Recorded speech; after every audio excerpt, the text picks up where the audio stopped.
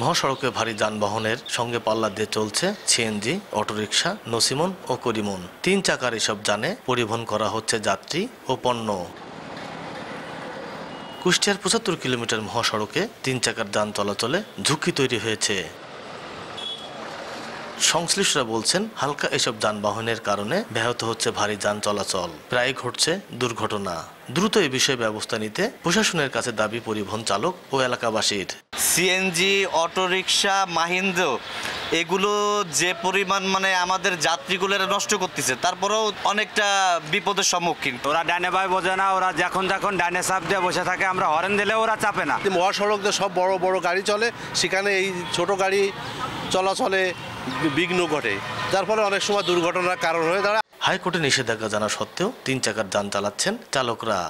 জানি যে আমাদের রুটটা নিষিদ্ধ, তারপরেও আমরা পেটের দায় এখন চলে উঠি। তাছাড়া চলবো কোথায় আমরা? সরকার আমাদের তো রোড টোড দেয়নি। অবৈধভাবে মহাসড়কে 3 চাকার যান চলাচল বন্ধে অভিযানের কথা জানায় হাইওয়ে পুলিশ।